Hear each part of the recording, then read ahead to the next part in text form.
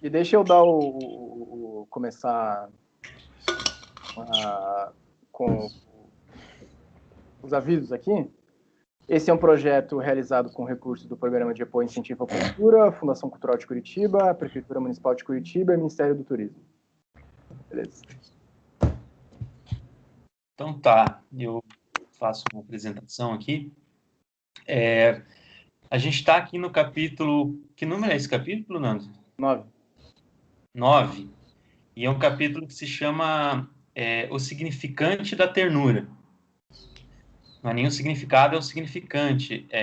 Eu acho que nessa introdução eu já posso explicar por quê, porque meio que perpassa o sentido do capítulo mesmo.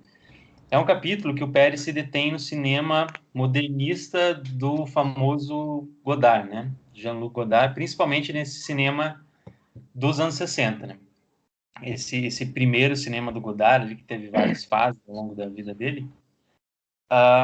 E a linha do que a gente já vinha discutindo é um cinema muito louvado pelo Pérez por ser um cinema que, sem perder de vista a ilusão dramática, né, o objetivo de uma imersão dramática, é também um cinema que deixa evidente o seu artifício. Só que de uma maneira um tanto diferente do Strauss-Houlier, por exemplo, de outros, assim. O Godard tem sua própria assinatura de como fazer isso, né? E na semântica tem essa coisa do significante e do significado, né? O significante como sendo essa matéria-prima da linguagem, né? A letra, a pincelada, o som, e o significado é, né, a tradução linguística que a gente dá para aquele significante, né? O que ele significa. E o cinema do Godard é um cinema que ama o cinema. Então, é um cinema que está o tempo todo... ao tempo todo não, mas nesses filmes ali dos anos 60, ele conta uma história, tem um envolvimento, mas que deixa muito explícito ele fazendo o próprio filme. Tudo no filme meio que ele opera para se evidenciar, sabe? A montagem, ela se evidencia, o plano sequência se evidencia, a atuação, a música, e aí por diante, assim, né? Então, é esse cinema que expõe o seu truque, mas que, ao mesmo tempo, não faz isso de uma maneira cínica. Mas ele expõe o truque e no final das contas, faz o truque acontecer mesmo assim, sabe? E é uma das belezas do cinema do Godard. E esse significante da ternura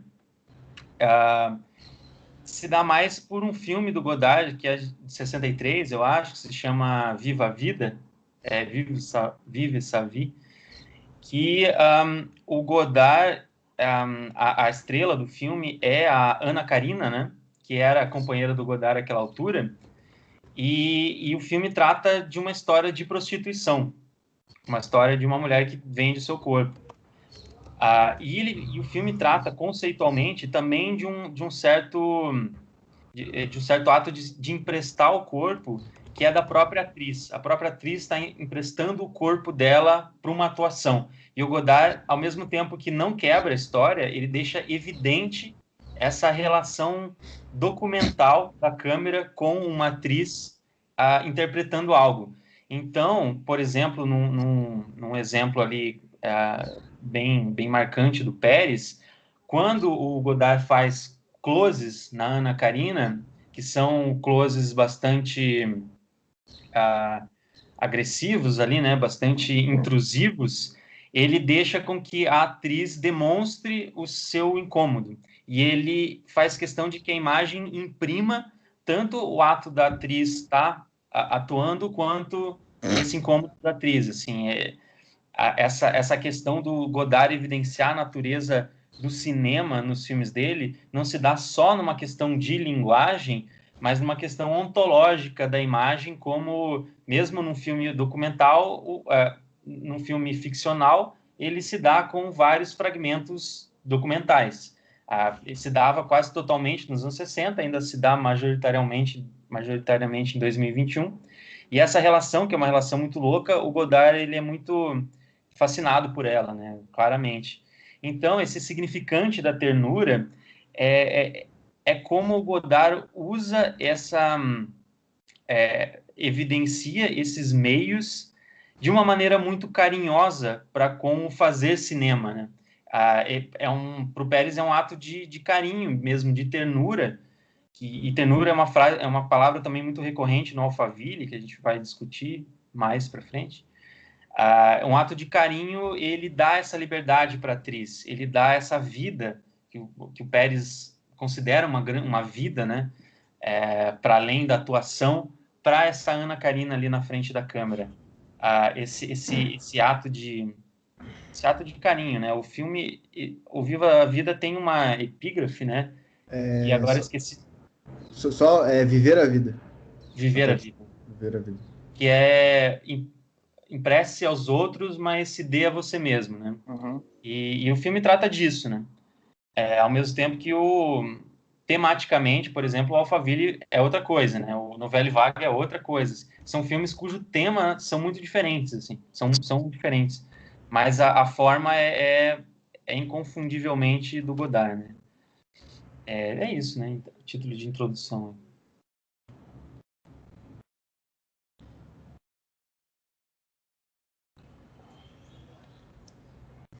Bom, coisa feia esse silêncio aí. Vamos quebrá-lo, então. Eu acho que esse capítulo ele é interessante porque ele tem Godards muito distintos entre si, não é? Esse do Viver a Vida que o Adriel apresentou pra gente, ele tem uma coisa, eu não sei se é exatamente em relação a esse filme que o Pérez usa essa frase que eu vou tentar citar agora, ou em algum outro, mas me parece que é bastante apropriado ao Viver a Vida também, que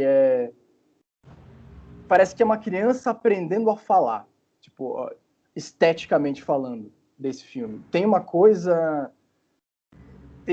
de... O Alphaville tem isso também, o Novelle Vague nem tanto. Eu acho que mais esses dois filmes dos anos 60. Eles possuem uma coisa que é uma espécie de liberdade de câmera, de estética, que o Pérez vai assinalando bastante durante o capítulo, que por exemplo, os minutos iniciais do Alphaville, ele liberta o plano sequência que persegue esses personagens, vai atrás, uma movimentação bastante complexa que parece muito natural de ir para a rua. Esses planos sequências, eles não são feitos dentro da opulência de um estúdio, dentro de uma porque a gente que faz cinema, tipo, a gente sabe que há todo um maquinário, toda uma técnica necessária para se fazer certos movimentos, né? Para se operar certos procedimentos do cinema. E o plano sequência do Godard, acho que especialmente no Alphaville, mas no Viver a Vida também, é algo que me chama bastante atenção. Essa reinvenção, esse ir para a cidade, uma ficção científica que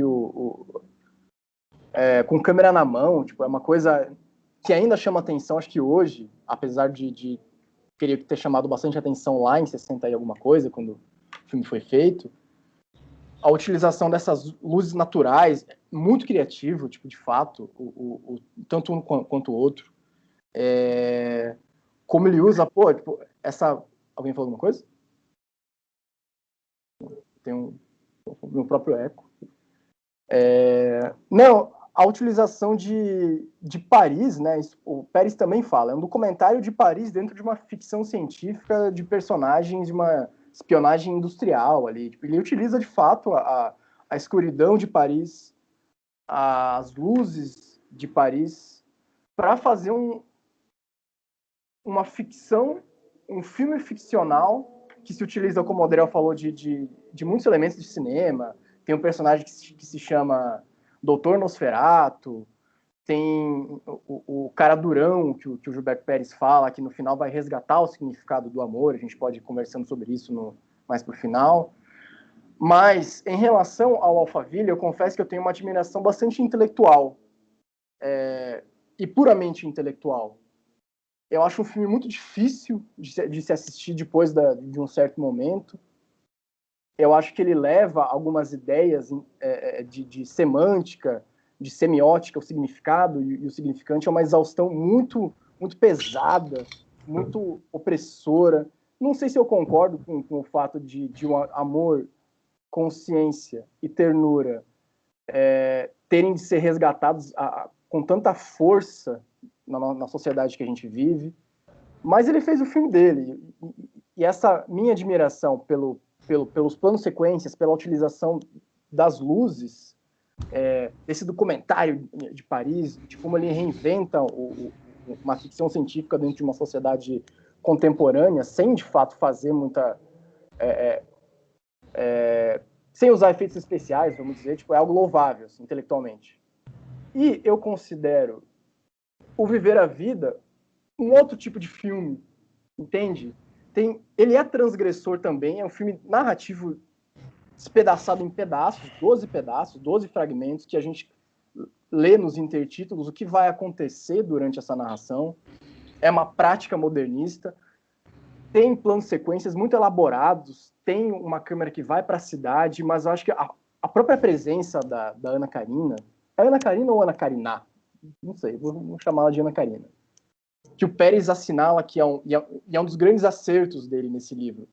O rosto dela e a maneira como Godard imprime o rosto dela no filme é um acontecimento, não é? É tipo... Tem uma passagem que o Pérez assinala que é muito bonita, que é quando a personagem dela está sendo submetida ao interrogatório numa estação policial, por um policial, e o Godard, a câmera dele vai gradativamente chegando mais perto do rosto da Ana Karina, que eu não conheço a biografia dela, mas o Pérez chama de uma amadora muito inspirada, uma atriz amadora muito inspirada. Ela não é uma estrela de cinema, mas ela tem um rosto muito potente. E essa intrusão do close chegando próximo dela é praticamente a autoridade do policial interrogando ela. E o Godard, o Pérez fala, e fala muito bem, que o Godard cede a autoridade para ela, para a atriz, transparecer nessa personagem sendo interrogada. Que quanto mais a câmera se aproxima, de uma maneira bastante agressiva, o Daniel falou antes, a Ana Karina, a atriz, vivendo a personagem, ela tenta devolver o olhar, mas ela olha para baixo, ela espia em direção à câmera e ela desvia o olhar. Tem uma coisa de embaraço frente a essa câmera, tem uma coisa de sentir a própria autoridade da câmera mais do que a autoridade do policial sendo encenada nessa sequência em específico, e o Pérez assinala muito bem, que o Godard cede uma espécie de autoridade para Ana Karina se sentir embaraçada por essa autoridade da câmera. É uma coisa muito bonita. Eu acho que o Viver a Vida tem a transgressão de uma criança aprendendo a falar, tem uma linguagem muito, muito nova, muito, muito, muito bonita, uma transgressão muito fácil, embora Pérez fala também essa beleza, esse olhar poético do documentário da atriz que o Godard faz enquanto está fazendo o filme, se choca com a história trágica sendo retratada ali, né? Porque é uma história trágica, a personagem da prostituta ela morre no final. A história da prostituta é uma história trágica. Enfim, eu acho que são dois Godards distintos, é um capítulo interessante, e essas são as minhas impressões iniciais, a gente pode ir conversando mais depois também. Mais pra frente. Quer falar, Marcelo? Terminou de comer?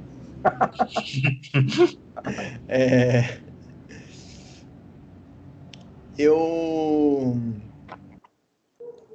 fiquei pensando aqui que, resgatando um pouco da nossa conversa anterior, né? Eu acho que nesse caso, assim, desses dois filmes principalmente que o Nando falou, né, do Viver a Vida e do Alphaville, existe um Godard estritamente, assim, modernista, né? Ele é um artista modernista na sua essência lá, né? Acho que daí a gente pode talvez pensar esse termo do cinema modernista, resgatar um pouco isso, sim, principalmente na fala do Adriel, né? Acho que ele explicitou muito desses caminhos, assim, desse filme que está sempre se auto-revelando como filme, né? Em todos os aspectos, no som, na atuação, no movimento de câmera, ele está sempre... Existe essa quebra, assim, né? E ao mesmo tempo, o próprio Pérez fala no capítulo sobre a questão do Brest, né? Como existe essa operação, assim, né?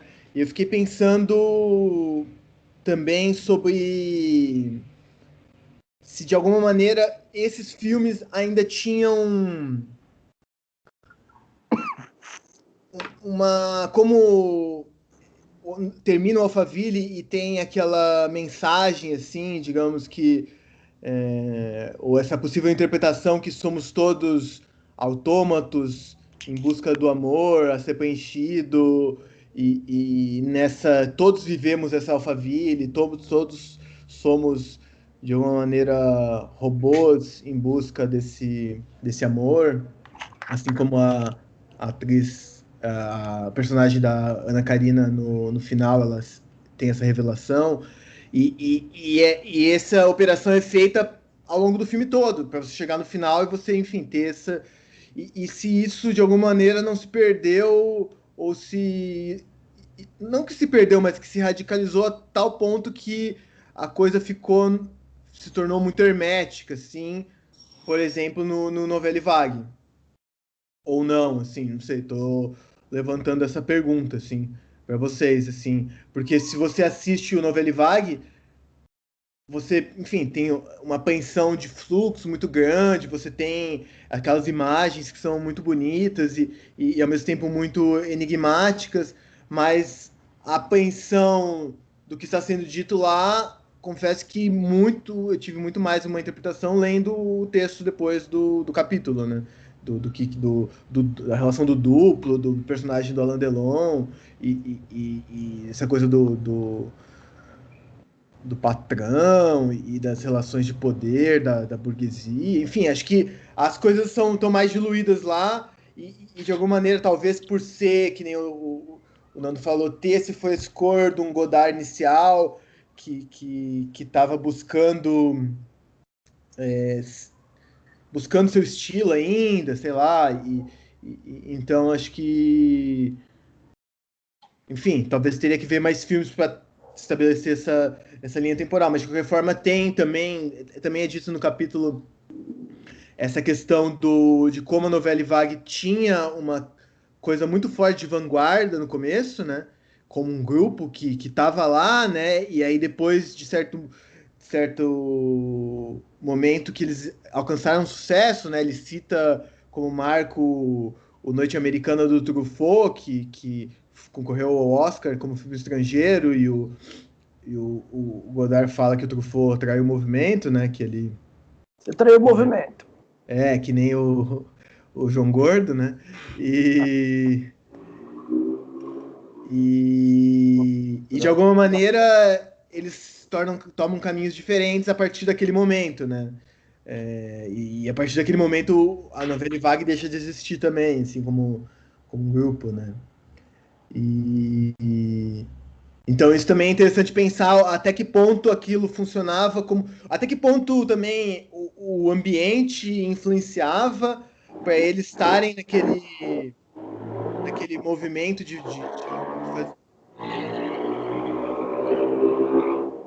fazer filmes com aquela pegada, aquele afinco e aquele vontade de ser subversivo, de não fazer o well-made filme, como o Godard condena os filmes do Truffaut posteriores, né? Até que ponto foi uma circunstância, porque depois veio o Maio de 68, e aí aquilo, tipo, não era mais possível fazer como eles faziam no começo da década de 60, né? Então, também acho que isso é um dado, assim, né? A se pensar sobre... porque o Nando falou assim, eu gosto muito desse Godard dos anos 60, assim, acho que tem uma coisa lá e ele foi se transformando. Mas até que ponto também não influenciava a idade dele, não influenciava o mundo que ele estava vivendo. Enfim, várias coisas assim. Acho que a gente queria ouvir o que vocês pensam sobre isso. Estão me escutando? Então, Então eu vou Obrigado. falar. eu vou responder. Vou mandar aqui. Godard. 2 pontos. Eu gostei muito na primeira parte do capítulo como o Pérez vai encadeando uma linha de raciocínio para chegar no Godard, assim.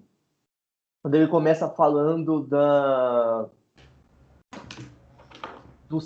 novela vague que consegue criar esse duplo da naturalidade com artificialismo e que ela capta o natural e projeta o artificial.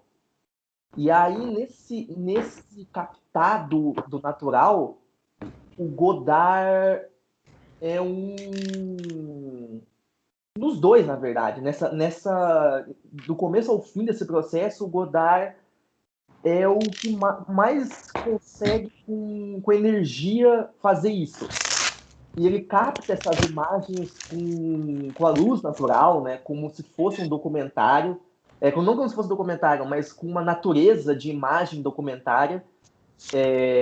Enfim, luz natural, locações. Então, essa imagem tem esse aspecto do real, do que é natural, enfim, do naturalismo. Só que quando ela é projetada, a imagem é projetada, e aí na maquinação, na concatenação, ela já se revela artificial. E esse jogo é que foi muito explosivo na época, assim, de se assistir. Pelo menos o Gilberto Pérez dá a entender isso, assim, na própria experiência dele, de assistindo esses filmes. E aí uma coisa que eu achei interessante foi como me pareceu que o Godard, o centro da discussão aqui, por mais que ele fale muito sobre essa como o Godard evidencia o meio, enfim, a coisa modernista. Tem muito aqui no cinema do Godard, no capítulo, o ator, né? Como o ator no filme do Godard, parece que isso aqui é o centro, pelo menos assim, até o título do capítulo é isso. Sim. Que é o significante, como o Adriel diz, da ternura, vai desaguar lá para falar do ator, né? Do close, enfim, de como ele dá esse espaço para o ator, enfim, preservar sua alma. Mas tem uma coisa que eu achei interessante, ele vai evoluindo no seu raciocínio, que tanto a palavra quanto a imagem são mais reais, são mais realistas do que o drama. E aí eu fui vendo onde se ia dar, né? Porque diz assim que a palavra com uma imagem, ela pode ser de uma coisa real, como pode ser de uma coisa fictícia. Então, por exemplo, a mesma palavra que descreve um evento real pode ser a mesma palavra que descreve um evento que nunca aconteceu, uma fantasia. E a mesma imagem pode servir para falar de um personagem, como pode ser a mesma imagem para falar de uma pessoa. E isso torna tanto a palavra quanto a imagem muito realistas, enquanto o teatro não. O teatro, ele a priori já é da ficção, ele já é falso. Antes de começar, ele por convenção já se revela, ele não cria essa duplicidade em nenhum momento. Enquanto a palavra e a imagem, sim.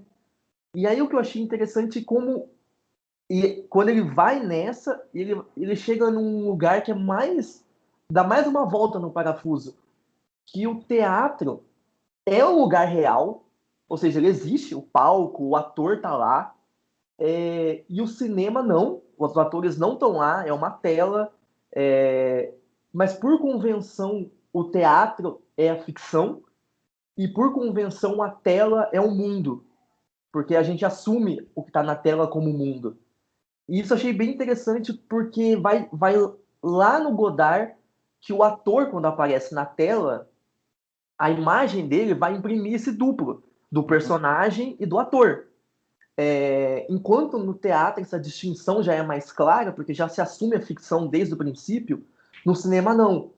E aí ele até dá uns bons exemplos de como, por mais que alguns cineastas trabalhem o ator de determinadas formas, Bresson, Hollywood, que tem a estrela do cinema que se associa, né, com a imagem, né, o ator, o personagem, quase uma coisa só.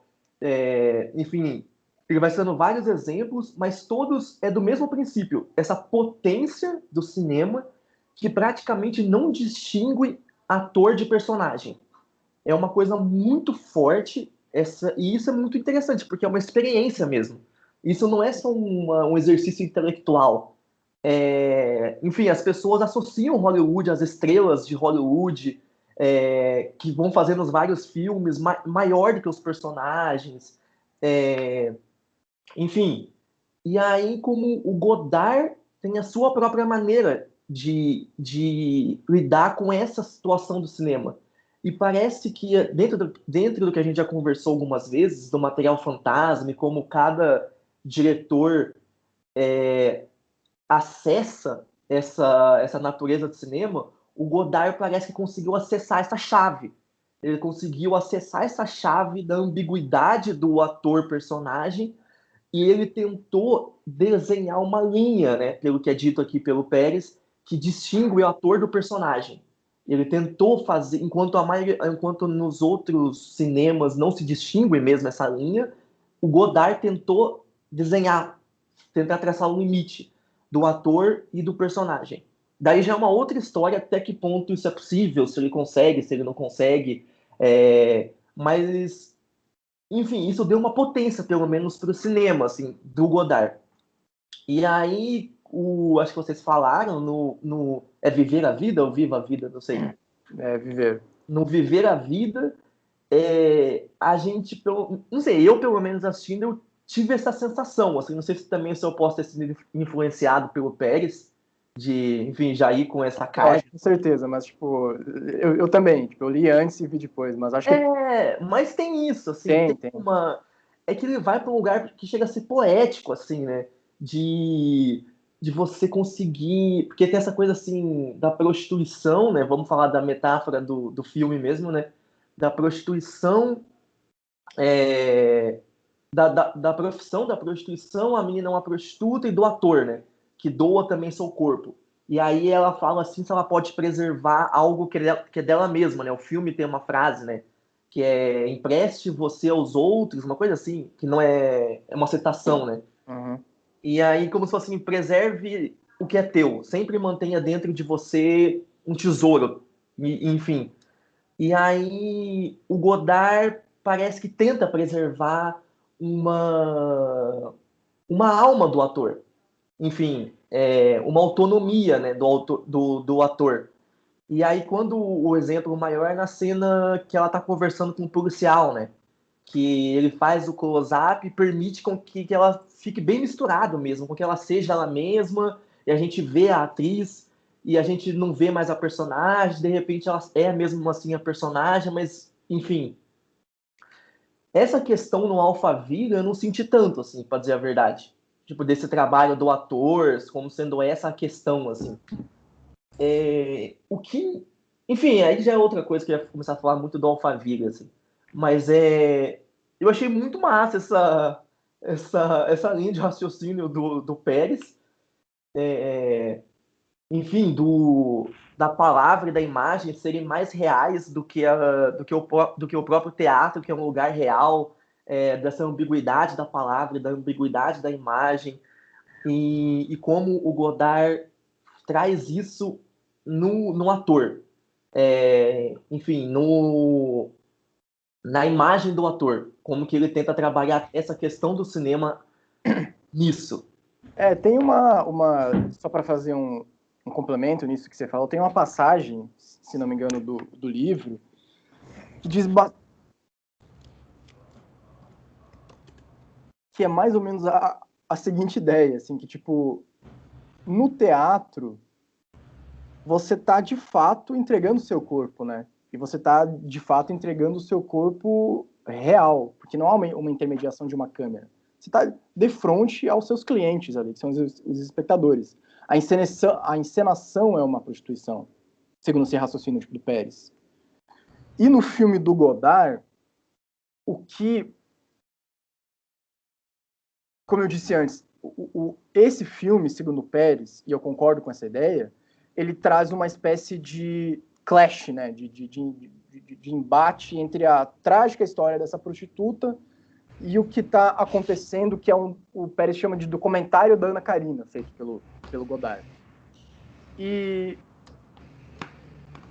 o Pérez pergunta, segundo a gente assistindo esse filme, O Viver a Vida, a gente consegue responder a questão que está contida na epígrafe do filme? A gente consegue preservar a nossa alma nos entregando aos outros? E o Pérez fala, se a gente for pela história trágica do filme, a resposta seria não. Porque ela morre no final, e indubitavelmente, tanto na França dos anos 60 quanto em qualquer lugar, a história de uma prostituta é uma história trágica. Mas, se a gente olhar o embate que o filme apresenta pra gente, se a gente olhar o documentário da atriz, a Ana Karina preserva algo nesse embate entre câmera, personagem e atriz. A resposta seria tipo um esperançoso sim, o Pérez fala. É como se ela não morresse, né? Como se ela mantivesse algo dentro dela. Sim, não, e isso é massa, porque pelo menos o Godard, ele vai para um lugar da poesia. Isso não vai ter uma resposta intelectual mesmo. Isso vai ter uma resposta da percepção. E na percepção, acho que sim também. Sim. Eu acho que a prostituta morre e ela não morre. A atriz não morre. E tem uma outra coisa também que é interessante no que ele fala do Brecht, que eu achei bem massa também. Acho que o Mocarzel ia gostar. Porque, enfim... Olha lá, hein? Que é... Quando ele dá a gente vai saber tudo de Brecht quando terminar esse negócio. Quando ele fala do efeito de alienação, eu achei uma coisa bem interessante, que ele diz que se associa o efeito de alienação com o espectador. E que, na verdade, o Brecht está com o efeito de alienação mais relacionado ao próprio drama. Ele não é tanta questão do espectador não se identificar com o personagem. É do ator também não se identificar com o personagem. Sim. E isso é bem massa, porque daí ele foge um pouco dessa coisa da manipulação, que a gente tanto falou do Eisenstein. De estar manipulando o espectador, ou fazer um joguete. Ele está preocupado na discussão estética. E discutir estética é massa, é o papel do artista. Sim. E aí ele está preocupado com o drama, na representação, enfim, numa proposta do ator não se identificar com o personagem e trazer isso para a representação.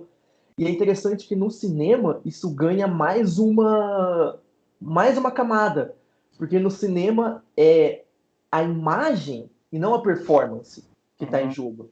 Ele não está mais discutindo, o Godard não está mais discutindo se o ator com a sua performance, mas a imagem do ator na tela com quem ele é.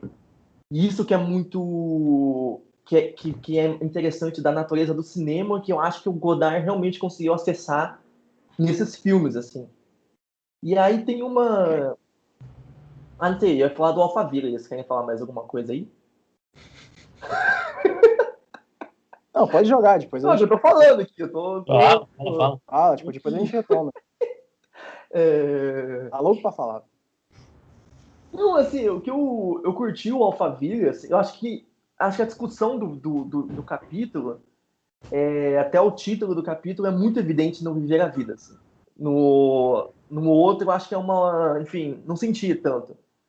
Mas eu senti que no outro tem alguma coisa, assim, de...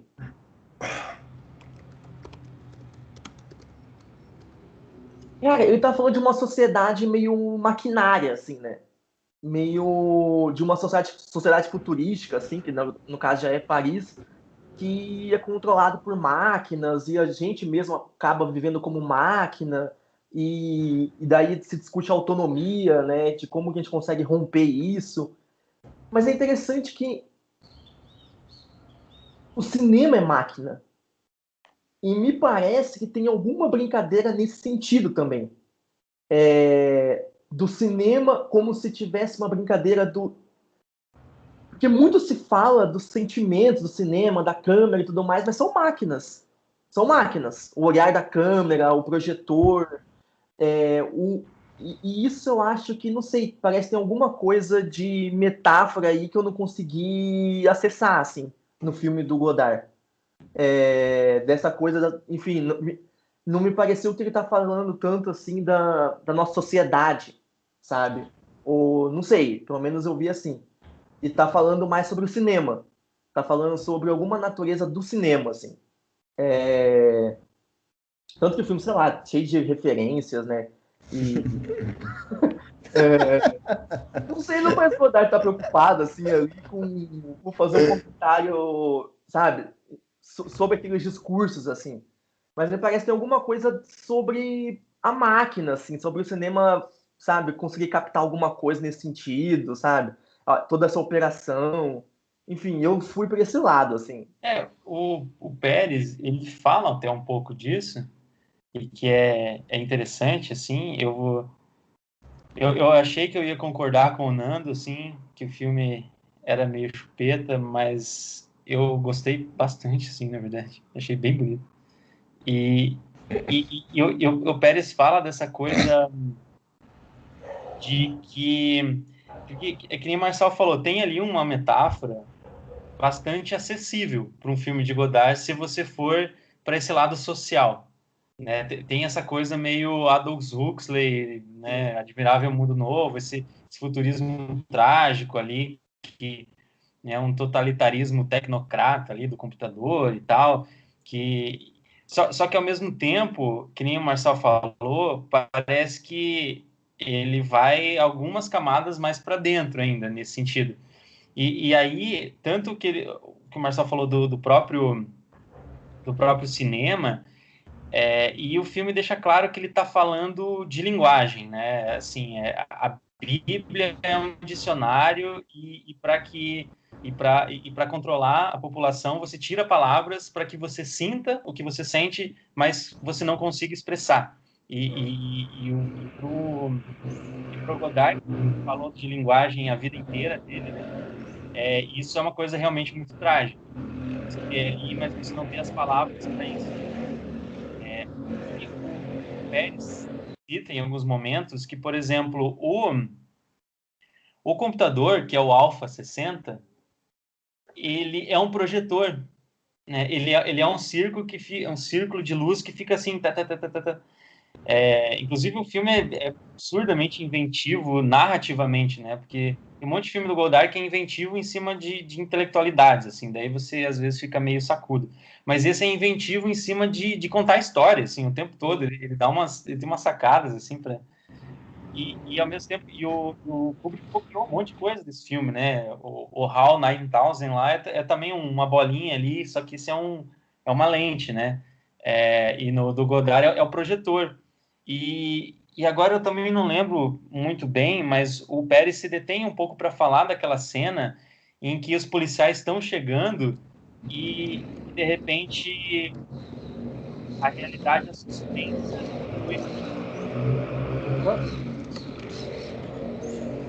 Aí passou um carro aí, vai já... Aí. Aquele momento que os policiais chegam e aí tem a Ana Karina e o cara lá, que eu achei aquele ator muito legal. Eles têm um momento suspenso e é um momento que eles estão tipo com um projetor atrás deles, assim. E é um momento que suspende a narrativa para ser uma coisa lírica ali por uns instantes, assim. Moral da história, eu não sei se eu tenho uma resposta para o que o Marçal perguntou, mas eu tive essa mesma impressão de que o filme claro, ele está falando de sociedade também, ele não tem por que jogar isso fora, né? Ele está falando daquilo, né? É uma coisa bem evidente. Agora, ele está falando de linguagem o tempo todo, assim, né? E se ele está falando de linguagem, ele está falando de cinema. Putz, é o tipo de filme, assim, a ser revisto e tal. E eu acho que o Pérez pega o filme muito porque fica claro também essa questão, como o Marçal falou bastante do ator, né? Dessa dualidade do ator como documentário e o ator como personagem. Nesse tem muito a cidade, né? A cidade como documentário, a cidade como personagem. De uma maneira, assim, escrachada, né? O Godard é um brincalhão, assim, né? Ao contrário dos Traub e Roulier, que eles vão para esse lado, mas eles são seríssimos. O Godard é um brincalhão, assim, ele gosta de brincar, ele tem uma coisa mais... tem uma energia ali, né? É massa isso, assim, eu achei o filme de uma inventividade muito legal, Sim. assim. É que E nem o Nando falou, assim, no começo, a gente parece uma criança descobrindo como fazer as coisas, assim. sim. Esse frescor é difícil de ver hoje em dia. Mas eu acho que, por mais que o Marcelo tenha falado que tem essa coisa bem forte do ator, assim, né, nos filmes dele, e essa é uma coisa que ele chama atenção em uma parte do capítulo, mas ao mesmo tempo tem uma coisa muito forte também na materialidade fílmica do, do- da luz e da escuridão, né? Eu acho que isso é um ponto que ele também chama muita atenção de como você revela isso e como isso se torna parte da própria Sim. gênese do filme, né? E o E Alphaville é um filme bem contrastado, né? Tipo, dá pra ver é, de luz e escuridão o tempo todo, né? e daí ele pega um filme noir, assim, vou fazer um filme noir, que já tem essas características, transforma numa ficção científica maluca lá, e, e tudo isso falando de linguagem, né? Então por isso que o filme é tão interessante, assim, por isso que não se encerra no. E tem a questão do ator também, né? Eu acho que também tá lá, assim, tudo bem que no outro você tem momentos assim que são sublimes, né, do viver a vida, mas nesse ela também tá lá assim com aquela coisa meio de esfinge, ele, aquela voz também robótica que você não sabe muito o que ela é, também que é uma coisa bem interessante que ele fala assim do se ela é diegética, mas ao mesmo tempo pode não ser e depois mistura com a narração dele. Eu acho que tem muito essa coisa do acúmulo também, né, nos filmes dele, assim, de você. Ele vai esticando em todos os lugares, assim, né? Acho que, por exemplo, num filme do, do Besson, o ator é uma coisa assim muito mais evidente você pegar assim, aqui a questão do ator. Nos filmes do Godard já tá tudo meio embanhado, assim, eu acho. Parece que cada filme ele tem uma questão central e aí parece que cada filme ele leva para um lado, assim, né? O Viver a Vida ele leva para o lado do ator. É um Sim, filme que tipo, ele fez um filme inteiro só para estudar isso, né? sim. E me parece que daí no Alphaville ele já vai para um outro lado, né? É uma outra faceta da mesma questão, né? Qual Sim. será? Será que é a luz e sombra, né? O que é? Eu acho que ele usa, né? Tipo, o Pérez fala em alguns momentos, mas ele usa de novo, né? Tipo, como ele usa Paris para o lado documental de Paris, a superfície de Paris para entrar nessa ficção, ele usa de novo o rosto da Ana Karina e principalmente o rosto do tough guy, do detetive, né? Para tipo, ele é esse cara, e o Paris vai falando o tempo todo. É esse cara, tipo, bastante improvável, um detetive, tipo, que emula um personagem americano de um filme de detetive, que vai recuperar os significados de certas palavras nessa sociedade futurista. Mas eu concordo com o Adriel quando ele fala que eu acho que, tipo, há uma outra questão ali, tipo, obviamente. Tanto que o personagem do detetive, do espião, né, ele é um espião. Ele fica o tempo todo tirando fotos, né? Por que ele fica tirando foto o tempo todo? Ele tem algo com a imagem, não é? Tem algo, tem algo com a linguagem, tipo E um com a filme. luz também, né? Porque quando você bota é Sim, um super flashão. é um flashão. Tipo, não, a luz a gente deixa um pouco para para entrar depois. Não, eu concordo com vocês quando vocês falam que é um filme tipo que talvez a gente não tenha aprendido essa metáfora de linguagem de cinema que ele faz, mas ele ele se utiliza disso para tipo falar de uma sociedade, né? Tipo, linguagem enquanto sociedade. Quando você mostra tipo um resgate de palavras que perderam seu significado, as palavras elas não existem tipo sem ouvinte, não é? É tipo todo esse me parece uma questão bastante central do filme, tipo esse resgate de apreensão de certas palavras pela personagem da Ana Karina, não é? Enfim, tipo, é um... É porque nesse... Posso Pode. É que daí tem, nessa das palavras ali, tem primeiro o contexto do filme, que é a linguagem como controle político, que seria a última esfera de um totalitarismo. Que é uma esfera até utópica, assim. Mas em todas essas obras de Admirável Mundo Novo tenta, como se fosse assim, chegar nessa última aí, Sim. que é acessar até mesmo a linguagem. Tipo, se você controla a linguagem, você controla, acabou. Assim, não tem nem para onde, porque você não dá nem autonomia de pensamento para a população.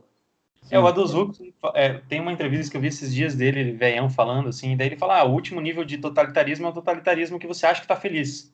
Porque você já não tem nem meios de pensar que você não tá, sabe? Sim. Não, e esse é um jogo, assim, acho que já teve alguns governos que tentaram mesmo de chegar nesse nível, mas como a linguagem assim, é muito difícil, né, você controlar esse tipo de coisa.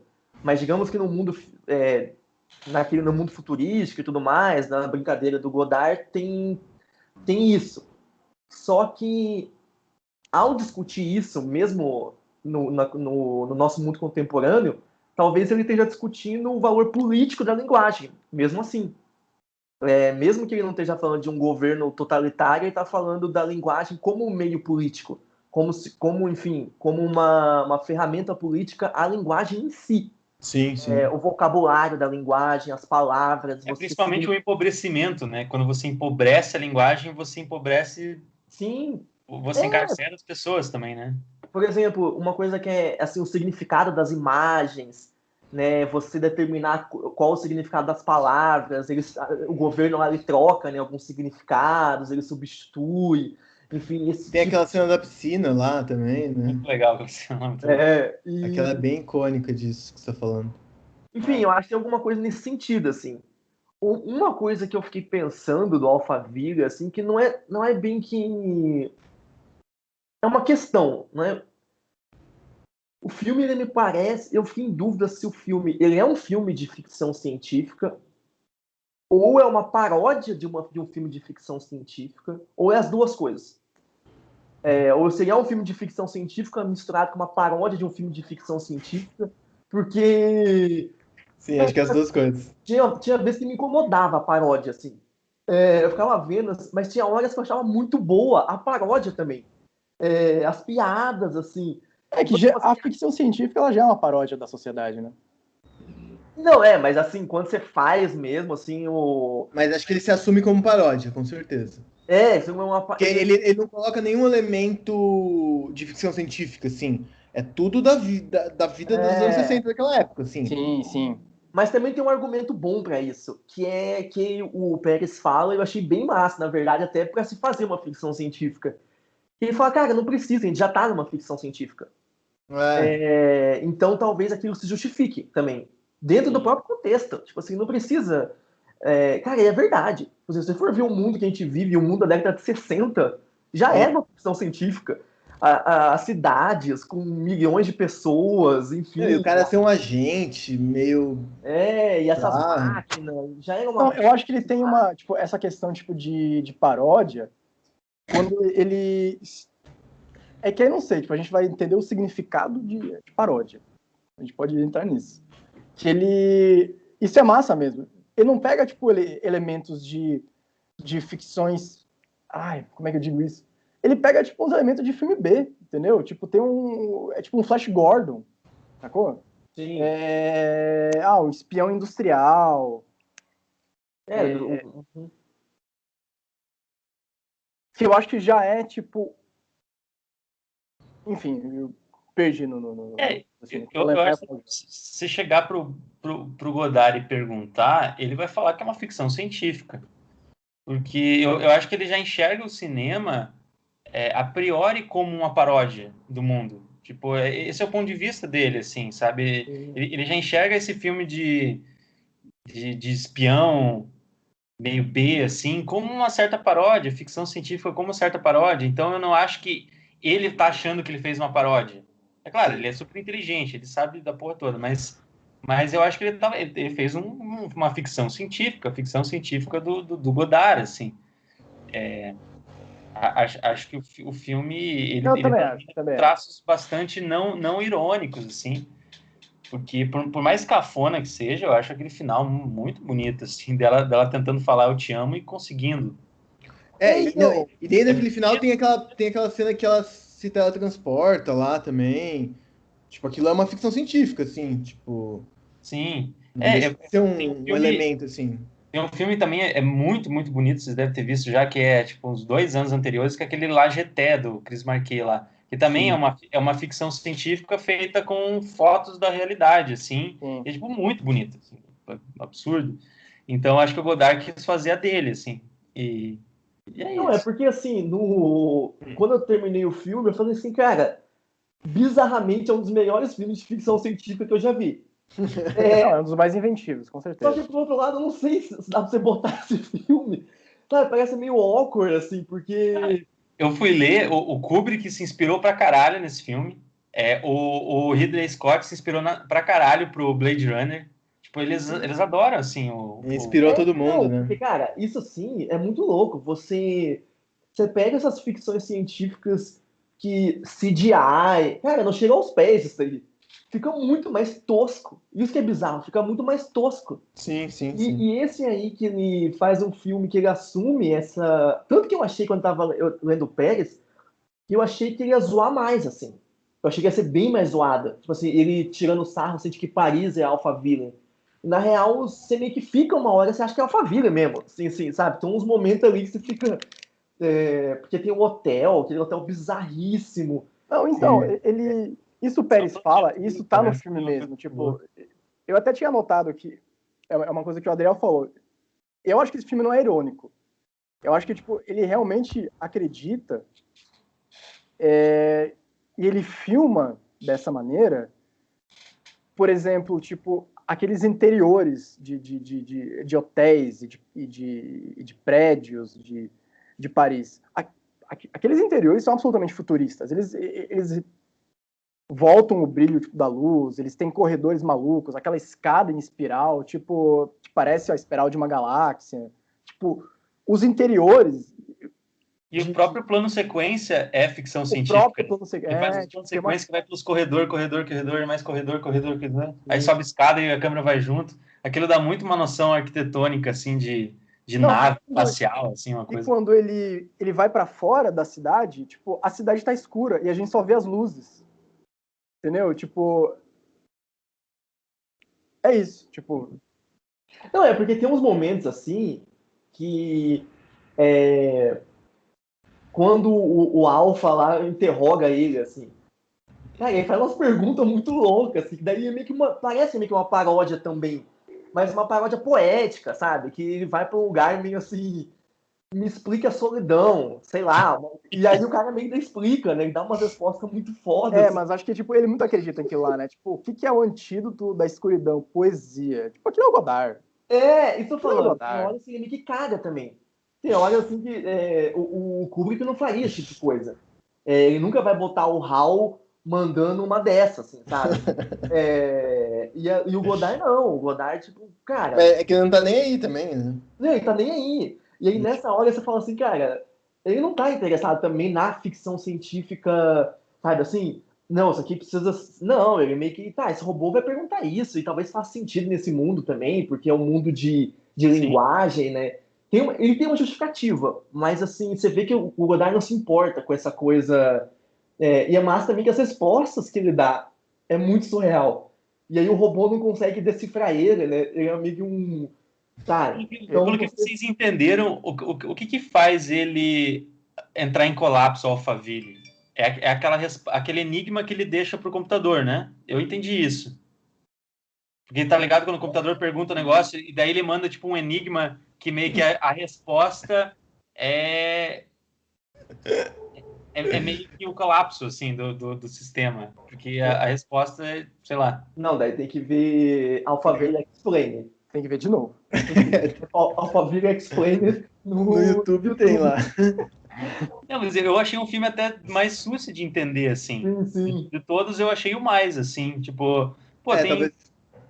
tem uma linha narrativa super compreensível. Tem ali o seu protagonista, tem a princesa que ele salva, tem um antagonista, tem tudo. Tem quase um começo, meio e fim, né?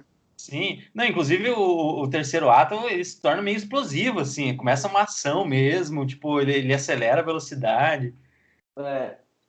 Não, e é massa como ele como inverte o negativo lá, né? E a gente vê as imagens. Uhum. E aquilo é meio doido, porque fica dentro ainda. Não fica um efeito alienação. O cara tá dentro desse mundo aí, sabe? É assim, né? Já tá dentro do Não, o filme fica cortando o tempo todo para botar uma MC igual não sei o que ao quadrado lá. Ele corta o tempo todo para botar uma flecha para cá, daí uma flecha para cá. É meio que como se esse mundo ficcional fosse a própria imagem, assim, né? Essa própria brincadeira é uma ficção científica, né?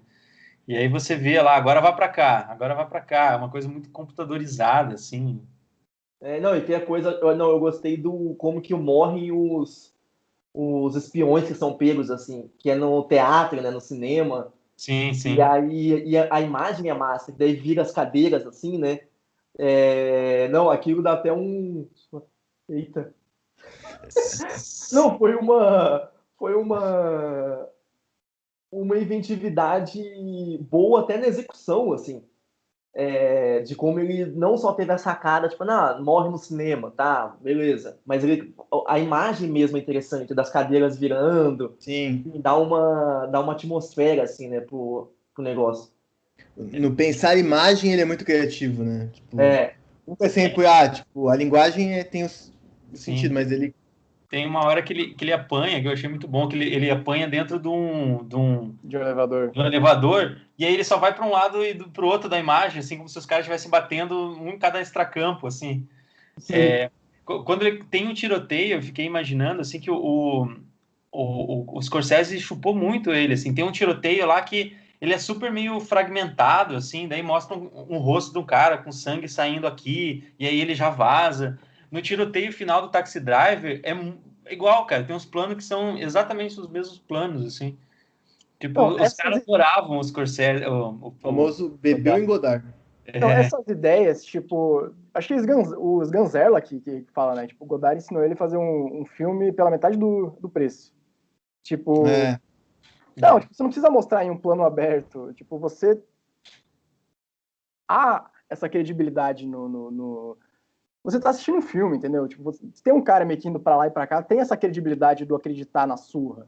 E essa que o Adriel falou do tiroteio é muito boa. Cara, não tem o dinheiro, tipo, pra fazer um tiro e um cara sangrando. Ele mostra, tipo, o tiro sendo disparado e mostra a reação. Mostra o sangue caindo, mostra o tiro e o cara já no chão. Aí o tiro e o sangue caindo, aí ele abre o plano, tipo, os corpos já estão no chão e o Lenny Calça também, é só o som, né? Só o som. Ele só aponta uma arma, sai um som. Ele aponta a arma, sai do som. Sim. Eu tava vendo aqui, parece que o Jean-Louis Comolli fez uma pontinha em Alphaville. Comolli, nosso grande Comolli. Fez um daqueles professores que aparecem lá. O ator principal também ficou bom. Ele é muito bom, cara. Ele pegou um cara assim... Uma cara. Ele é aquilo mesmo. Ele é um detetive que vê dos países exteriores. Países exteriores. Eu fico pensando se ele tá querendo dizer alguma coisa com aqueles países lá, né? Porque ele vem de Nova York, ok. Tokiorama eu gostei. Tokiorama. Tokiorama. Tokiorama. Aí tem um que é Florença, né? Que é tipo mó top. Só que ao mesmo tempo o detetive do mal é o Von Braun, assim, é claramente um alemão. Assim. Nossa, não, mas então, tem essas coisas. O Von Braun ou o Nosferatu, né? Tem Nova York é o que mais cita, né? Nova York. Mas é Nova York. Mas pra nós latino é Nova York. É que nem na música lá do Não, acho que Christian Ralph. Toda a colocação tipo, de um filme de Godard, tipo, desse Alphaville, eu acho que toda colocação tem um significado. É um procedimento intelectual, alguma coisa ali. Tipo. Sim. Mas que nem o Renato falou no começo, daí voltando um pouco. Cara, assim, o Novelle Vague não tem como mesmo. Não tem como. Eu vi esse filme umas 3 vezes já, velho. E eu gosto do filme, mas eu gosto que nem o Renato falou, assim, é uma... Eu acho bonito, assim. Se você senta para assistir um filme do tipo... Cara, eu vou ver um filme do Mechas aqui, sabe? Eu vou ver um filme do Brecht aqui. Você vai ter uma experiência estética muito apurada, assim, porque o Godard é bom, assim. Agora, a história, assim, todo esse contexto político e pastoral que o Pérez fala, como se o Novelle Vague fosse igual ao Alphaville, e o Alphaville te convida. O Alphaville facilmente te convida a essas coisas todas. O Novelle Vague, cara, eu nunca tinha pensado nessas coisas aí que o Pérez falou de política, irmão gêmeo, assim, assado. Até eu ler o Pérez, assim, não... Cara, eu acho muito, muito forçar a barra, assim, o Novelle Vague sirva você ter que ter essas leituras, porque mas eu acho no Novelle que Vague não tem como. A gente tá, tipo... Acho que esses realizadores, eles chegaram num nível de intelectual, assim, que na cabeça deles, tipo, isso aí tá tudo sendo dito e todo mundo deveria captar isso, assim. Então acho que existe também esse movimento, assim, tipo... Bicho, tá aqui no filme, assim, você só precisa, tipo, ter as ferramentas, só que aí, pra você ter as ferramentas, é uma coisa, assim, que, tipo... Enfim... Eu acho que o principal ponto que o Pérez comenta do Novelle Vague, ele fala que é um Godard pós-moderno, né? Que o Godard modernista teria terminado em 68, entrou num grupo militante, fazia filmes em coletivo. Errado. Se perdeu. Começou a usar drogas. Foi contar o DCE. E o Dziga Vertov Group. E começou a fazer filmes pós-modernos em que, tipo, é até engraçado, tipo, o Pérez comentando, ele fala, não, que era uma questão para esses caras o filme não ser prazeroso. O filme da fase pós-moderna, militante. Sim. E ele fala, não, tipo, teve um momento no metade dos anos 80 ali que ele retornou, e ele fala que o Novelle Vague tem isso, um filme de uma espécie de maturação do Godard. Que enfim, a gente pode discutir isso aí. Que há uma beleza ali, há inegavelmente uma beleza tipo, de enquadramento do local onde as pessoas estão, mas o Godard vem de caro essa ideia justamente para fazer a consciência dessa pastoral, tipo, é uma consciência que o fato de estar nessa pastoral moderna, em 1990, nessa pousada luxuosa da Suíça, só é permitida às pessoas de muito poder aquisitivo, só os muito ricos. E o que serve a gente? O que resta a gente? Seria só aquilo que resta aos servos, aos criados da pousada, no Novelle Vague, que é contemplar a beleza, mas a contemplar o jardim dos outros. Acho que a gente até tinha discutido isso na última reunião, que enfim, é um ponto que o filme coloca, né, pra gente. Não, pra mim quem coloca é o Pérez, não um filme. Mas nesse sentido, um Godard moderno estabelece, enfim, essas questões que a gente discutiu até agora. Esse Godard pós-moderno, eu não vi os filmes, assim, mas seria um Godard que se nega a esse entendimento. E aí esse pós-moderno seria esse Godard que se nega, que ele dá de alguma maneira essa beleza, mas ele se nega a entregar de mão beijada, assim, é isso? Eu acho que a primeira coisa que o Godard tinha que se decidir. Porque toda hora ele fica mudando de ideia e confunde o público. E ele tá com bastante idade já. Ele tá com bastante idade. Agora eu não sei mais. Agora tem que ver o filme 3D dele. Não, mas só fazendo uma pequena defesa do Pérez. Eu acho que, cara, tem umas cenas do Novela Vague que tem uma coisa de classe mesmo. Tem. Aquela cena do restaurante lá. Os discursos são de classe. Assim, você não pode entender bulhufas. Não, mas tá lá no filme. filme. Tem alguma coisa ali. Tá lá, tem alguma coisa os servos versus patrões. Agora, eu não sei o que isso quer dizer, se ele tá, enfim, tirando sarro dessa coisa de classe, se na verdade ele tá fazendo um novo comentário, se ele quer libertar a classe trabalhadora, não sei o que ele quer, mas tem. Acho que isso aí não é só o Pérez que tá viajando, não. A questão da pastoral tá lá também, né? Tá lá também. Não, eu não acho que o Pérez tá viajando, só acho que realmente... Eu digo assim, só pra fazer sabe assim, tipo, eu acho que aquela cena do restaurante, pra mim, foi muito forte, né? A mulher faz um discurso lá, e o cara tenta interromper ela, o garçom. O Pérez, ele faz ele faz uma conexão do Novela Vague com Viver a Vida que é interessante. Que ele fala como a atriz Ana Karina, tipo, ela retém algo dela própria, mesmo ao final da história trágica da personagem que ela interpreta. Ele fala que tem dois irmãos gêmeos ali que são o Alain Delon, né? Um morre afogado no lago, aí vem o outro que é uma pessoa muito brutal, assim, que é um negociante ruthless, cruel e insensível, ao contrário do cara que se afogou primeiro. Mas no final ele salva a dona da pousada. E o Pérez fala, não, há uma espécie de esperança nesse personagem. Apesar da superfície dele, talvez seja a superfície necessária para se viver nesse mundo corporativizado dos anos 90, seja necessário, tipo, essa carapaça que o personagem, o segundo personagem do Alain Delon, veste. Mas intimamente, ele mantém algo que seria semelhante àquilo que a personagem da Ana Karina retém no Viver a Vida. Que é, tipo, uma espécie de integridade, uma espécie de bondade, sei lá. Reflexão. E acho que também, conforme o Godard vai avançando, vai ficando um cineasta mais, digamos assim, maduro, ele vai apurando também a técnica que ele tem de montar a dialética dele com as questões que ele está interessado e de apurar também as citações de coisas que lhe interessa.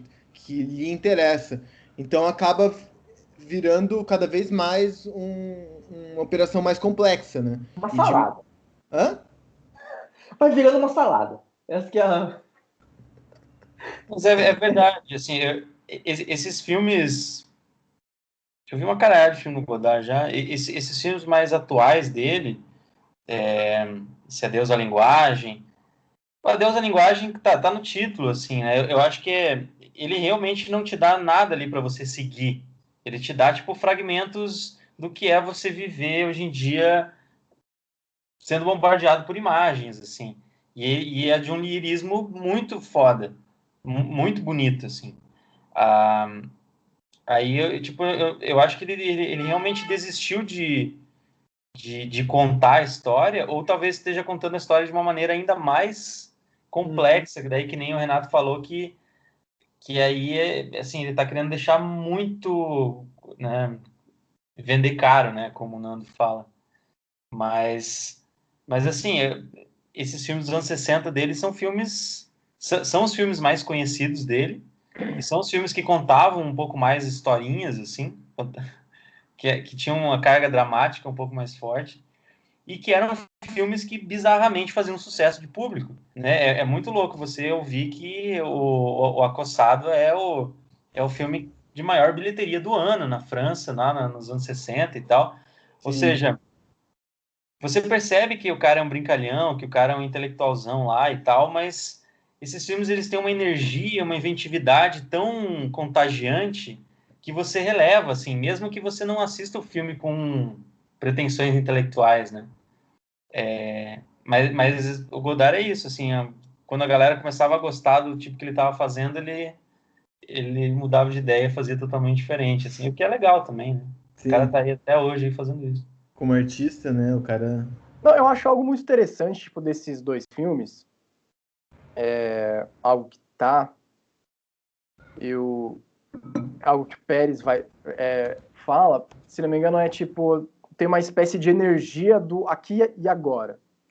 O fato de, não o simples fato, obviamente, de levar a câmera para uma locação real, mas tudo o que essa simples operação vai significar, né? Tipo, aí ele vai falar do subexposto e do superexposto da luz, tipo, a superexposição de um exterior com a subexposição do interior, e como esse efeito que é calculado, né? Era calculado tanto no Viver a Vida quanto no Alphaville. É o Raul Cotard também, né? Acho que o Renato sabe mais. Os dois? É o Renato. Tipo. No Viver a Vida e no Alphaville, você tá falando, né?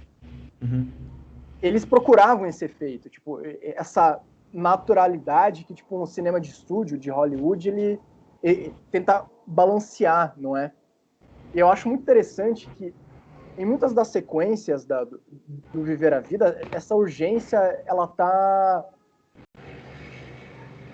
muito exposta ali, tipo, no filme. Por exemplo, naquela sequência que a Ana Karina, ela dança, ela tá tentando seduzir um rapaz que tá jogando sinuca.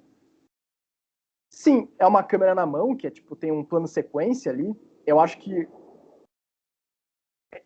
nessa cena também há uma troca de autoridade entre diretor e atriz barra personagem, que ele cede a Ana Karina o fato dela dançar de uma maneira meio envergonhada, meio desleixada, tipo, e ao mesmo tempo muito, muito brincalhona, muito... Não é uma boa dança, mas é a boa dança que ela consegue fazer, atriz ou personagem, não sei. Isso está exposto no filme. Ao mesmo tempo que tem o cafetão dela conversando com outro cafetão que a gente deduz que não é um papo lá muito agradável, sabe? E ela tá jogando um charme pro outro cara que tá jogando sinuca. Tem uma coisa tipo de perigo ali para essa mulher, que a gente sente. E ao mesmo tempo tem uma brincadeira muito perigosa, e essa brincadeira perigosa é registrada de uma maneira muito urgente pelo plano sequência, pela dança, tipo, meio desajeitada da atriz. É uma das coisas que mais me saltou aos olhos, principalmente do Viver a Vida.